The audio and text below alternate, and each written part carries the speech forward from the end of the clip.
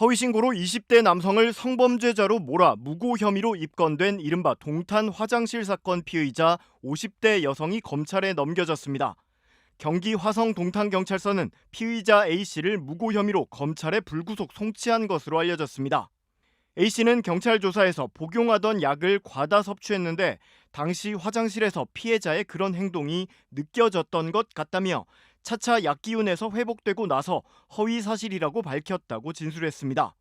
그러나 프로파일러들은 약에 취해 허위 신고했다고 보기엔 실제 없었던 일을 꾸며내는 등 고의성이 더 크다고 보인다며 약물 복용과 무고는 무관하다는 취지의 분석 결과를 낸 것으로 전해졌습니다. 경찰은 프로파일링 결과를 토대로 A씨가 허위 신고를 한 구체적인 동기를 파악하려고 했지만 A씨는 거듭 약에 취해서 그랬다고만 답한 것으로 알려졌습니다. 성범죄 혐의를 받다가 혐의 없음 처분을 받은 20대 남성은 경찰에 피의자 엄벌을 탄원한다는 뜻을 밝힌 것으로 전해졌습니다. 앞서 지난달 23일 오후 5시쯤 경기 화성의 한 아파트 단지 화장실에서 A씨가 20대 남성이 여자 화장실에 들어와 성적 행위를 저질렀다고 신고했는데 허위 사실임이 드러나 큰 논란이 됐습니다. 특히 이 과정에서 신고를 받은 경찰관이 해당 남성을 향해 떳떳하면 가만히 계시라는 등의 발언을 한 사실도 알려져 공분이 일었습니다. 내용 다 아시는 거예요, 근데 그런 적 없어요? 무슨 소리? 네, 없죠. 당연히 없죠. 그냥 가만히 있으시면 그냥 기다리세요. 그럼 저는 아는 게 없어요. 파장이 커지자 신고자 여성 A씨가 경찰에 자신이 허위 신고를 했다고 뒤늦게 인정하면서 20대 남성은 혐의를 벗을 수 있었고 경찰은 역으로 A씨에 대한 무고 수사에 착수했습니다. 경기 화성 동탄경찰서 측은 피해 남성에 대해 사과하기도 했지만 진정성 논란이 제기됐고 비판이 계속되자 홈페이지 자유 게시판을 폐쇄한 상태입니다. 신고인 진술에만 의존한 성범죄 혐의 수사로 부적절하다는 비판을 받은 경기 화성 동탄경찰서 홈페이지입니다.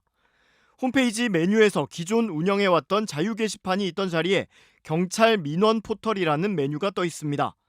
메뉴를 누르자 나오는 페이지에는 경찰 민원 포털 바로가기 버튼과 함께 그동안 자유 게시판을 이용해줘 감사하다며 행정기관 민원 서비스 통합 방침에 따라 민원은 경찰 민원 포털로 통합 운영된다는 안내가 나타납니다. 성범죄 무고 사건의 개인정보 유출 의혹까지 불거지자 비판 여론에 부담을 느껴 게시판을 폐쇄한 게 아니냐는 해석이 나옵니다. 실제로 폐쇄 직전 화성 동탄서 자유 게시판에는 세금이 아깝다거나 피해자 개인정보를 막 공개하는 곳이냐는 등의 비판글이 상당수 올라와 있었습니다.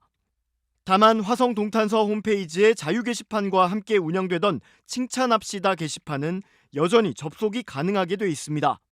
칭찬합시다 게시판에는 칭찬할 것도 없는데 이 게시판은 왜 안 닫냐는 조롱과 함께 좀 많이 어이없는 것도 칭찬하고 싶다는 등 비꼬는 글이 올라오고 있습니다.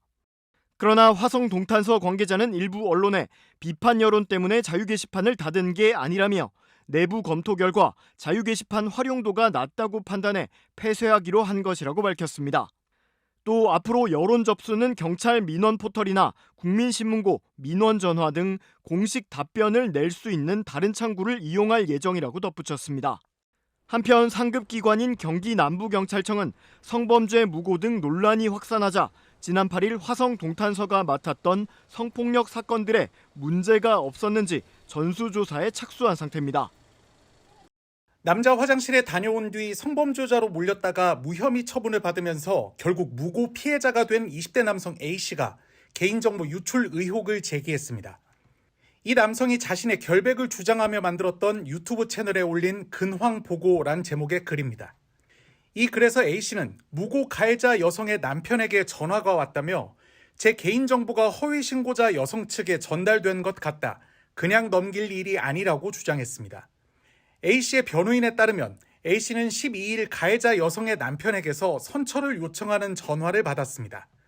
A씨가 어떻게 내 번호를 알았냐고 따져 묻자 가해 여성 남편은 처음엔 경찰로부터 연락처를 받았다고 답했다고 합니다. 그런데 얼마 뒤 가해 여성 남편은 다시 A씨에게 연락해 착오가 있었다. 다시 알아보니 국선 변호인이 줬다고 말을 바꿨다고 A씨의 변호인은 전했습니다.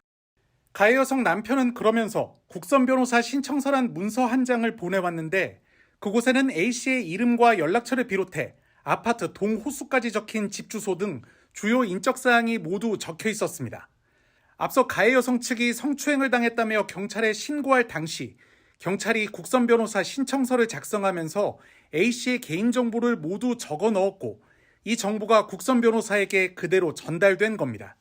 인적사항이 적힌 문서를 어떤 식으로든 그거는 보안 유지를 하는 게 맞죠.